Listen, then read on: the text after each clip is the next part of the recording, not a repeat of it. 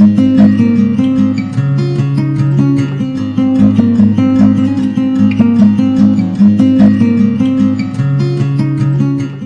दोस्तों, आप सभी का स्वागत है मेरे YouTube चैनल में द केमिस्ट क्लब, जहां पर मैं आज से जनरल ऑर्गेनिक केमिस्ट्री का कोर्स शुरू करने जा रही हूं, जिसमें मैं बात करूंगी डोनर एक्सेप्टर केमिस्ट्री के बारे में, ताकि आपको आगे जाके न्यूक्लियोफाइल्स और इलेक्ट्रोफाइल्स का कॉन्सेप्ट बहुत अच्छे से समझ में आए। तो आगे जाने से पहले हमें सबसे पहले पता होना चाहिए ऑर्गेनिक केमिस्ट्री में कि डोनर और एक्सेप्टर केमिस्ट्री होती क्या है। तो देखिए, डोनर जो ऑर्बिटल्स होते हैं हमारे, बेसिकली पहले मैं वो आपको क्लियर कर देना चाहती हूँ। डोनर मतलब जहाँ से कोई भी मॉलिक्यूल या ऑर्गेनिक कंपाउंड अपने इलेक्ट्रॉन्स को देगा, जैसे सिग्मा हो गया, पाई हो गया, नॉन बॉन्डिंग ऑर्बिटल्स हो गए। तो ये ऑर्बिटल्स जो होते हैं वो डोनर में काम आते हैं, डोनेट करने में काम आते हैं। और उसी जगह पर जो एक्सेप्टर ऑर्बिटल्स होते हैं वो होते हैं पाई स्टार, सिग्मा स्टार, या फिर एम्प्टी ऑर्बिटल जो हो सकता है पी डी, कुछ भी हो सकता है। ठीक है, तो ये हमारे डोनर और एक्सेप्टर ऑर्बिटल्स थे। दोस्तों, एनर्जी का एक बहुत ही इम्पॉर्टेंट रोल होता है ऑर्गेनिक केमिस्ट्री में। ये बताने में मदद करता है कि हमारा ऑर्बिटल स्टेबल है कि नहीं, हमारा मॉलिक्यूल स्टेबल है कि नहीं, जहाँ से इलेक्ट्रॉन जा रहा है उसकी एनर्जी कितनी है। तो इसीलिए मैं आपको पहले ही यहाँ पर क्लियर कर देना चाहती हूँ कि जो हमारा एनर्जी ऑर्डर होता है ऑर्बिटल्स का, वो इस प्रकार होता है। जो सिग्मा होती है उसकी एनर्जी सबसे कम होती है, फिर उसके बाद पाई की, फिर उसके बाद नॉन बॉन्डिंग जो होते हैं ये हमारे वो इलेक्ट्रॉन्स होते हैं जो किसी एटम पर स्थायी होते हैं, मतलब फिक्स होते हैं, वो उसी के इलेक्ट्रॉन्स होते हैं। फिर उसके बाद आता है पाई स्टार ऑर्बिटल, फिर उसके बाद आता है सिग्मा स्टार, और सिग्मा स्टार ऑर्बिटल की सबसे हाईएस्ट एनर्जी होती है, और उसी जगह पर जो सिग्मा होता है उसकी सबसे लीस्ट एनर्जी होती है। तो अभी तक मैं जैसे बोलती आ रही हूँ डोनर एटम और एक्सेप्टर एटम, तो बेसिकली डोनर एटम या लिगेंड का मतलब क्या है, तो वो स्पीशीज़ होते हैं जो डोनेट करते हैं अपने इलेक्ट्रॉन्स को या पेयर ऑफ इलेक्ट्रॉन्स को किसी और स्पीशीज़ को, तो उन स्पीशीज़ को हम डोनर स्पीशीज़ कहते हैं। हमने समझ लिया कि डोनर लिगेंड्स क्या होते हैं या डोनर स्पीशीज़ क्या होते हैं, तो अब उनके बारे में हमें उनकी कुछ क्वालिटीज़ पता होनी चाहिए कि उनकी ऐसी क्या क्वालिटीज़ होनी चाहिए जो एक अच्छा डोनर स्पीशीज़ बने। तो देखिए, जो सबसे पहली क्वालिटी वो ये है कि जो डोनर स्पीशीज़ हैं उनका जो ऑक्टेट है या उनके ऑर्बिटल्स जो हैं वो कम्प्लीटली फिल होने चाहिए। बेसिकली मैं ऑक्टेट पे ज़्यादा फोकस करूँगी, क्योंकि ऑर्बिटल्स तो कईयों के फुल होते हैं बट वो फिर भी डोनेट नहीं कर पाते हैं। तो डोनर स्पीशीज़ की सबसे जो अच्छी क्वालिटी है वो यही है कि उनका ऑक्टेट फुल होना चाहिए। मैं आपको एक एग्जाम्पल से समझाऊंगी। जैसा कि आप सामने देख पा रहे हैं कि मैंने दो एग्जाम्पल्स लिखे हुए हैं, एक मेरे पास NH3 है और एक मेरे पास बोरोन ट्राईहाइड्राइड है। तो आप नाइट्रोजन NH3 का स्ट्रक्चर तो जानते ही हैं, ये एक पिरामिडल स्ट्रक्चर होता है जिस प्रकार से मैंने बनाया हुआ है। इसमें मैंने क्या करा हुआ है कि नाइट्रोजन है उसके साथ 3 मैंने हाइड्रोजन के बॉन्ड्स बनाए हुए हैं। और ये जो एक बॉन्ड है ये देखिए, इसमें सिग्मा ऑर्बिटल है जो बॉन्डिंग है, और सिग्मा स्टार जो है वो एंटी बॉन्डिंग है। ऐसे ही मेरा बाकी हाइड्रोजन्स में भी होगा। और नाइट्रोजन पर एक मेरा लोन पेयर ऑफ इलेक्ट्रॉन होता है जिसको मैं नॉन बॉन्डिंग इलेक्ट्रॉन बोलती हूँ। उसी तरफ जो मेरा BH3 है, बोरॉन ने 3 बॉन्ड्स बना रखे हैं, इसका ट्रायगोनल प्लेनर स्ट्रक्चर होता है। और सिग्मा स्टार सिमिलरली वही मैंने इसके बॉन्डिंग और एंटी बॉन्डिंग ऑर्बिटल्स दिखाए हैं।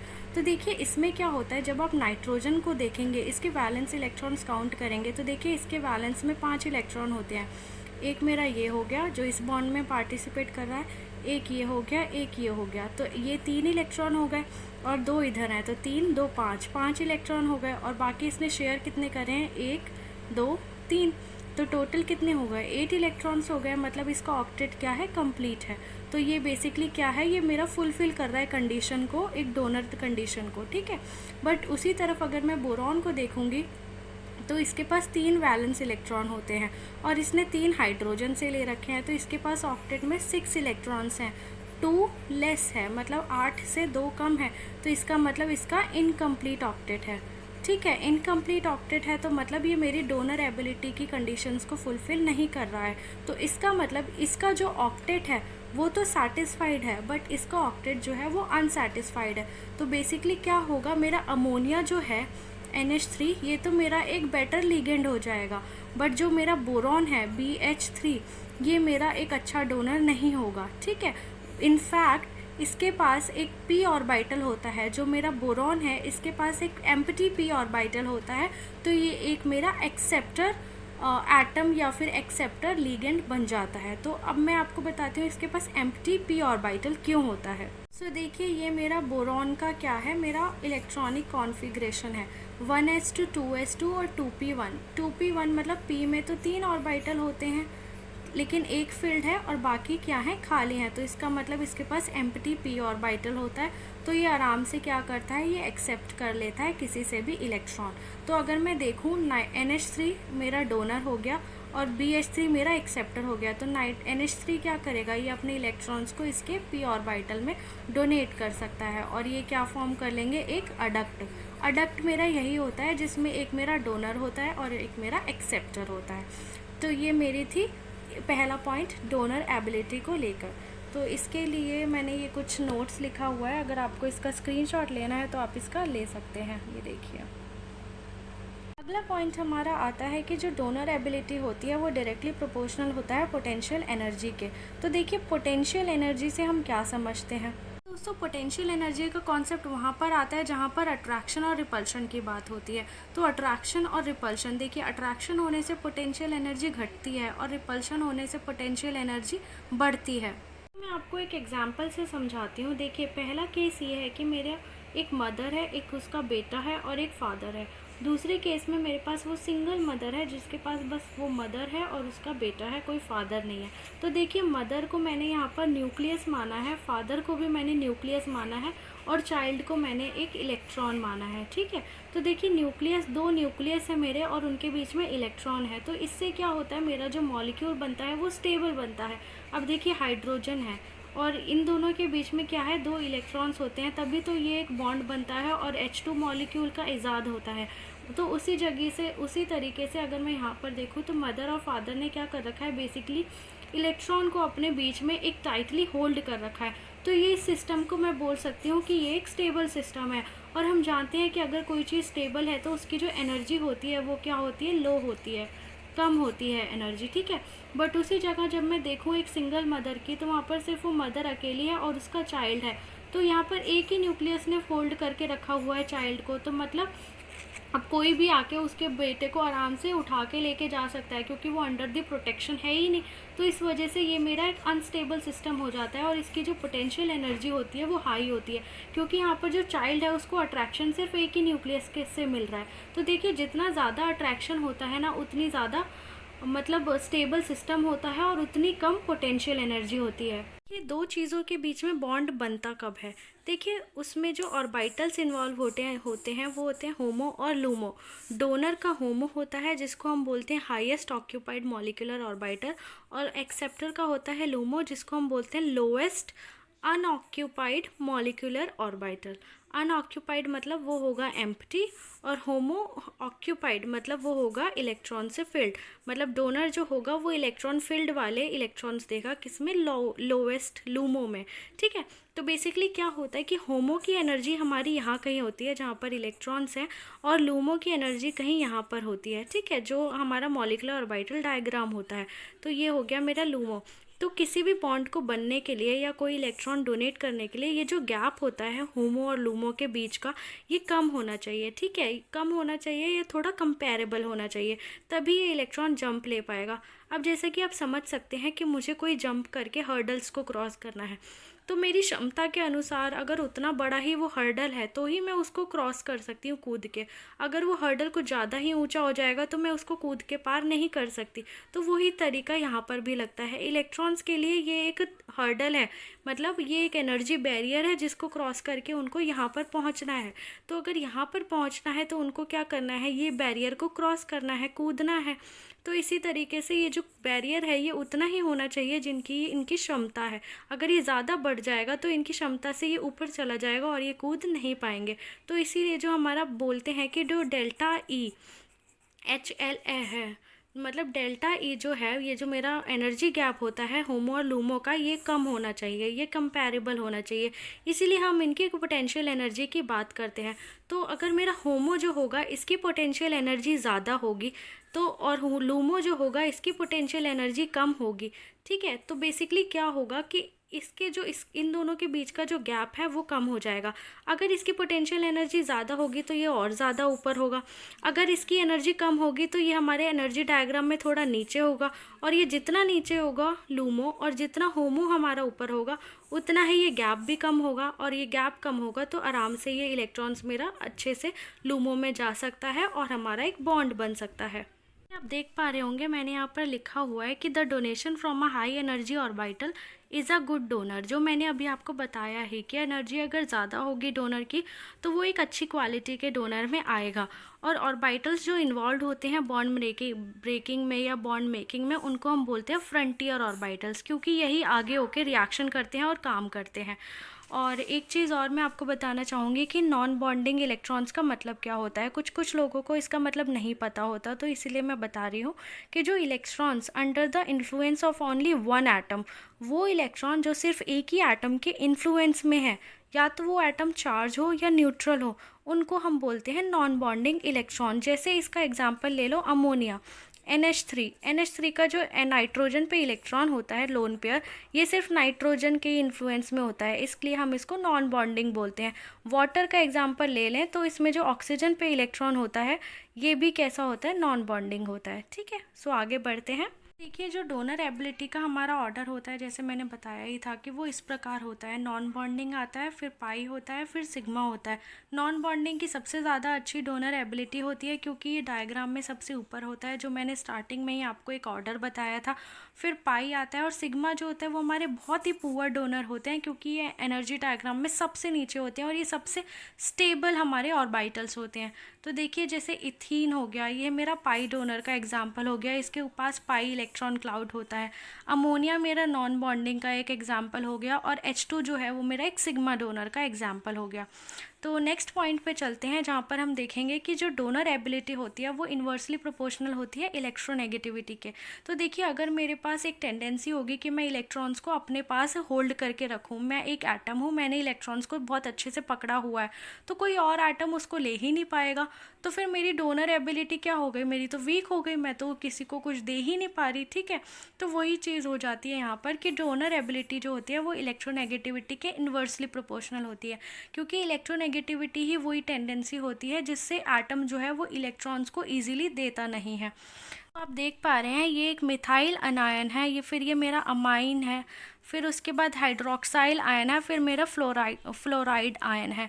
तो जो मेरा ये CH3 माइनस है ये मेरा सबसे अच्छा डोनर है क्योंकि मेरी जो कार्बन की इलेक्ट्रोनेगेटिविटी होती है वो सबसे कम होती है। इलेक्ट्रोनेगेटिविटी मैंने आपको बताया था कि फ्लोरीन की सबसे ज़्यादा होती है, फिर ऑक्सीजन की, फिर आती है नाइट्रोजन और फिर कार्बन। तो देखिए इसी वजह से मेरा सबसे अच्छा डोनर ये है। फिर उसके बाद मेरा NH2 माइनस आता है, फिर मेरा OH माइनस आता है, फिर मेरा F माइनस आता है। तो ये बेस्ड ऑन इलेक्ट्रोनेगेटिविटी हमने बताया। और जैसा आप इसमें से भी बता सकते हैं कि यहाँ पर ऑक्सीजन भी प्रेजेंट है, अमोनिया भी प्रेजेंट है, तो N जो है ये मेरा बेटर अच्छा डोनर होगा। नॉन बॉन्डिंग देखिए दोनों ही नॉन बॉन्डिंग से देंगे, यहाँ भी इलेक्ट्रॉन नॉन बॉन्डिंग के हैं, यहाँ भी इलेक्ट्रॉन नॉन बॉन्डिंग के हैं। तो अब बात आती है कौन अच्छा देगा, तो अब आता है इलेक्ट्रोनेगेटिविटी का कॉन्सेप्ट। तो इलेक्ट्रोनेगेटिविटी बोलती है कि नाइट्रोजन मेरा अच्छा डोनर है। क्यों? क्योंकि इसकी इलेक्ट्रोनेगेटिविटी कम है। ठीक है, आपको इतना समझ आ रहा होगा। चलिए तो आगे बढ़ते हैं। सो देखिए अगला पॉइंट हमारा आता है कि जो डोनर एबिलिटी होती है वो एक ग्रुप में मतलब ये पीरियोडिक टेबल होती है, तो ये हमारे ऐसे ग्रुप्स होते हैं। तो इन ग्रुप ये किस पे डिपेंड करती है, साइज़ पे। जैसे जैसे हम डाउन द ग्रुप जाते हैं हमारा साइज़ इंक्रीज़ होता है और डोनर एबिलिटी बढ़ती है। डोनर एबिलिटी बढ़ती इसलिए भी है क्योंकि डाउन द ग्रुप हमारी इलेक्ट्रोनेगेटिविटी कम होती है। इसका एग्जाम्पल है कि जो मेरा आयोडीन है ये मेरा अच्छा डोनर बन जाता है फ्लोरीन से। ठीक है, नेक्स्ट हमारा जो पॉइंट आता है वो है कि डोनर एबिलिटी जो है वो डायरेक्टली प्रोपोर्शनल होती है हाइब्रिडाइजेशन पे और पी कैरेक्टर पे। तो देखिए पी कैरेक्टर पे ये कैसे डिपेंड है और हाइब्रिडाइजेशन पे ये कैसे डिपेंड है, इसके बारे में हम थोड़ा डिटेल में पढ़ेंगे। जैसे आप जानते हैं कि हमारे हाइब्रिडाइजेशन होती है कार्बन की sp3 sp2 और sp। तो इसमें जो मेरा s कैरेक्टर होता है वो होता है 25 25%, इसमें मेरा 33% होता है और इसमें मेरा 50% होता है। तो देखिए एस कैरेक्टर मेरा सबसे कम sp3 में है, फिर sp2 में है, फिर मेरा sp है। तो मैंने ऑर्डर क्या लिखा हुआ है कि sp3 की डोनर एबिलिटी सबसे ज़्यादा है और sp की सबसे कम है। तो ऐसा क्यों किया है मैंने, इसके पीछे एक रीज़न है, और वो रीज़न है कि जितना ज़्यादा मेरा s कैरेक्टर होगा, s कैरेक्टर मैंने ज़्यादा क्यों बोला कि उससे इलेक्ट्रोनेगेटिविटी मेरी क्यों बढ़ रही है। बेसिकली s कैरेक्टर से क्या होता है कि जो मेरे s ऑर्बिटल्स होते हैं, ये मेरा एक s ऑर्बिटल है और ये मेरा एक न्यूक्लियस है। तो ये न्यूक्लियस के सबसे करीब होते हैं, जो मेरे s ऑर्बिटल होते हैं वो मेरे न्यूक्लियस के सबसे करीब होते हैं।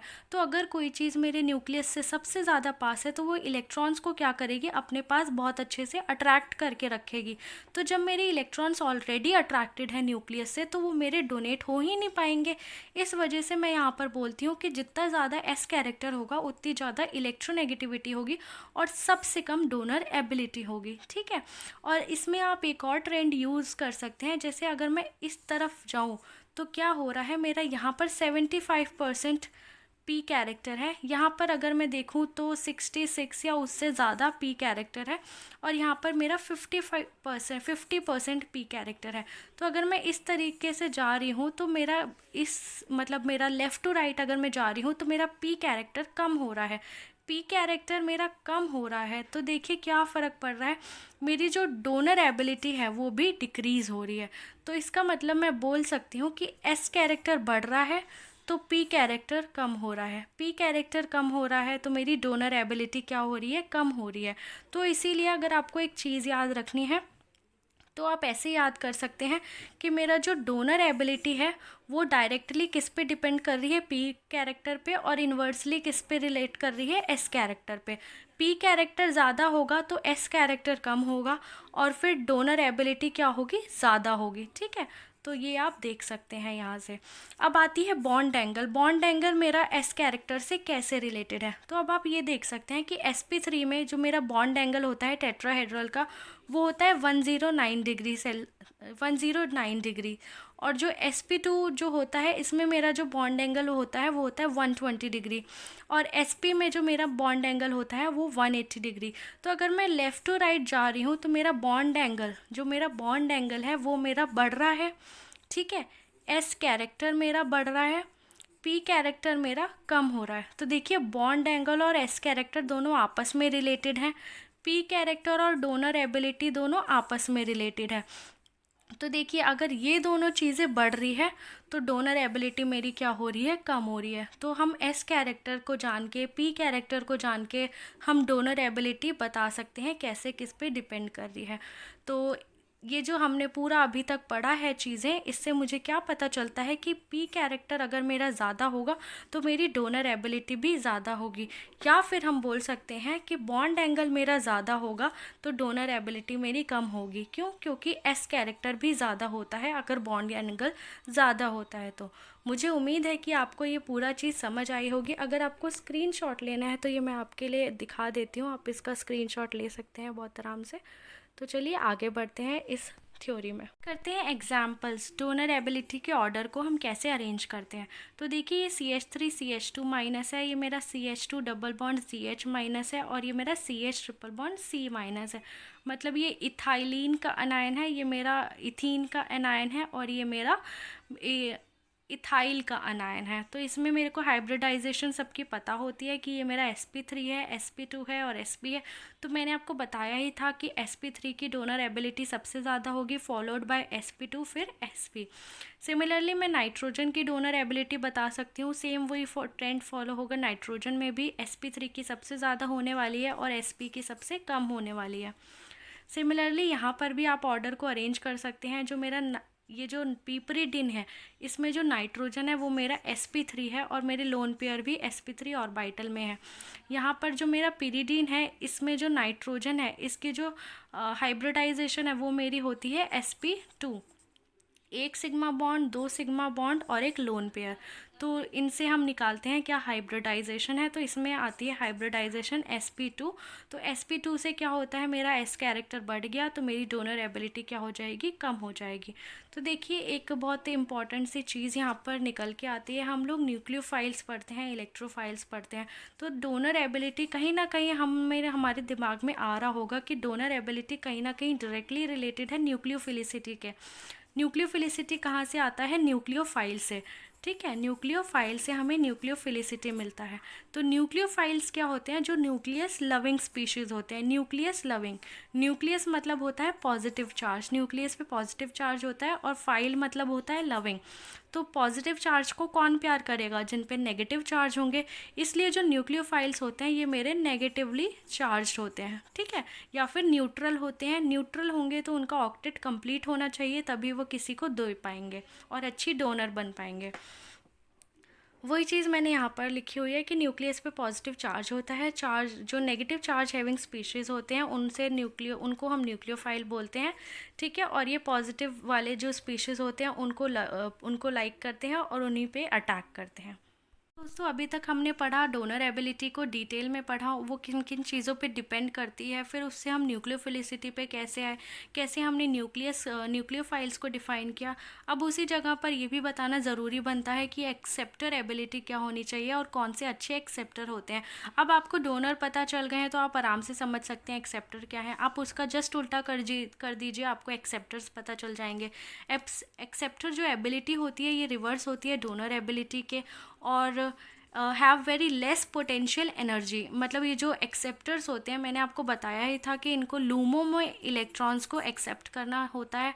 तो लूमो जितने मेरे नीचे होंगे, मतलब अगर लूमो मेरा यहाँ पर है और होमो मेरा यहाँ है, तो ये जो एनर्जी गैप है ये बहुत कम होना चाहिए, तभी मेरा एक अच्छा बॉन्ड बन पाएगा। तो इसीलिए मैं बोलती हूँ कि लूमो की एनर्जी कम होनी चाहिए और होमो की एनर्जी ज़्यादा होनी चाहिए। तो एक्सेप्टर ऑर्बिटल्स कौन से होते हैं हमारे, पाई स्टार, सिग्मा स्टार और पी ऑर्बिटल। पी ऑर्बिटल की जगह मैं लिख सकती हूँ कोई भी एम्प्टी ऑर्बिटल। ठीक है, तो ये मेरे कुछ एक्सेप्टर ऑर्बिटल्स होते हैं। जो स्पीशीज़ होते हैं जिनके जो एम्प्टी ऑर्बिटल में एक्सेप्ट करते हैं इलेक्ट्रॉन्स को, जैसे मैंने आपको एक एनर्जी ऑर्डर बताया था स्टार्टिंग में वीडियो के, तो उसमें क्या था कि जो मेरा एम्प्टी ऑर्बिटल था उसकी एनर्जी सबसे कम थी, फिर उसके बाद ज़्यादा किसकी हुई, पाई स्टार की, फिर उसके बाद हुई सिग्मा स्टार की। तो ये देखिए ये मेरा एनर्जी का ऑर्डर था। इसीलिए वो स्पीशीज़ बहुत अच्छे एक्सेप्टर ऑर्बिटल्स बनते हैं, एक्सेप्टर एजेंट्स बनते हैं, एक्सेप्टर स्पीशीज़ बनते हैं जिनके पास एक अच्छा एम्प्टी ऑर्बिटल होता है। तो एक्सेप्ट करने के लिए अब मुझे इलेक्ट्रॉन्स को एक्सेप्ट करना है, अपने पास बुलाना है, तो मेरे पास क्या होनी चाहिए, मेरे पास टेंडेंसी होनी चाहिए उनको अट्रैक्ट करने की। तो इसीलिए उनकी इलेक्ट्रोनेगेटिविटी भी ज़्यादा होनी चाहिए। और इलेक्ट्रोनेगेटिविटी किस पे डिपेंड करती है, एस कैरेक्टर पे, बॉन्ड एंगल पे। मैंने आपको बताया था कि एस कैरेक्टर जितना ज़्यादा होगा, बॉन्ड एंगल उतना ज़्यादा होगा, उतनी ज़्यादा इलेक्ट्रोनेगेटिविटी होगी। ठीक है, तो उसी प्रकार एक्सेप्टर टेंडेंसी जो है वो इनके डायरेक्टली प्रोपोर्शनल हो जाती है। BH3 जो है ये मेरा बहुत अच्छा एक्सेप्टर ऑर्बिटल एक्सेप्टर स्पीशीज़ बनता है। क्यों, क्योंकि इसके पास मैंने आपको बताया था एक पी ऑर्बिटल होता है जो एम्प्टी होता है और उसमें वो इलेक्ट्रॉन्स को एक्सेप्ट करता है, और इसके पास मतलब ये एक इलेक्ट्रॉन डेफिशिएंट स्पीशीज़ होता है, क्योंकि इसके पास 6 ही इलेक्ट्रॉन होते हैं वैलेंस शेल में। तो इसीलिए ये 2 इलेक्ट्रॉन को लेता है और अपना ऑक्टेट कंप्लीट करता है। ये मेरा एक ऑर्डर ऑफ एक्सेप्टर टेंडेंसी है। जैसे आप यहाँ पर देख सकते हैं, यहाँ पर ऑक्सीजन है, नाइट्रोजन है, और ये मेरा कार्बन कार्बन बॉन्ड है।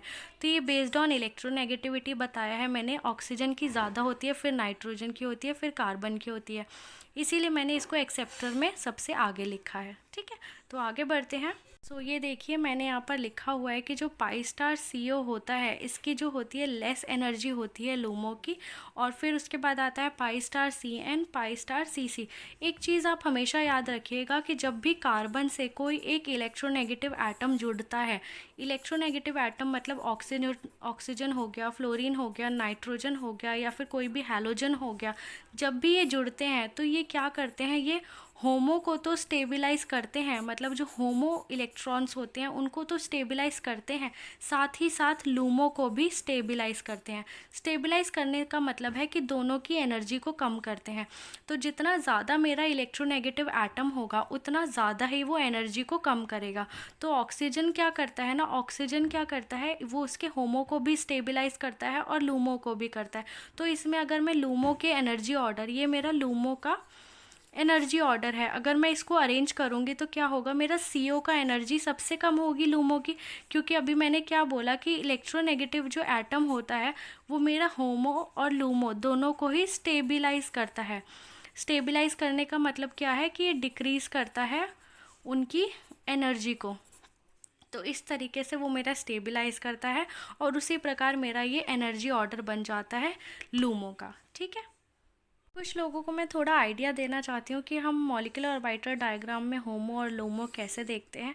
तो ये मैंने एक H2 का मॉलिक्यूलर ऑर्बिटल डायग्राम बनाया है। एक मेरा हाइड्रोजन है जिसका अपना एक इलेक्ट्रॉन इधर है और एक दूसरा हाइड्रोजन जिसका एक अपना इलेक्ट्रॉन इधर है। तो दोनों ने एक एक इलेक्ट्रॉन दिया, आपस में बॉन्ड बनाया, तो इस प्रकार से एक सिग्मा बॉन्ड बना। फिर उसी प्रकार से देखिए जितने इलेक्ट्रॉन होते हैं उतने ही हमारे नए मॉलिक्यूलर ऑर्बिटल्स फॉर्म होते हैं। 2 इलेक्ट्रॉन थे तो 2 नए मॉलिक्यूलर ऑर्बिटल फॉर्म करे। तो एक हो गया बॉन्डिंग, एक हो गया एंटी बॉन्डिंग। तो ये जो मेरा इसमें सिर्फ एक ही ऑर्बिटल है इसलिए यही इसका होमो होगा। इसके पास एक ही एंटी बॉन्डिंग ऑर्बिटल है तो यही इसका लूमो होगा। तो ये देखिए होमो मैंने आपको बता दिया, लूमो मैंने बता दिया।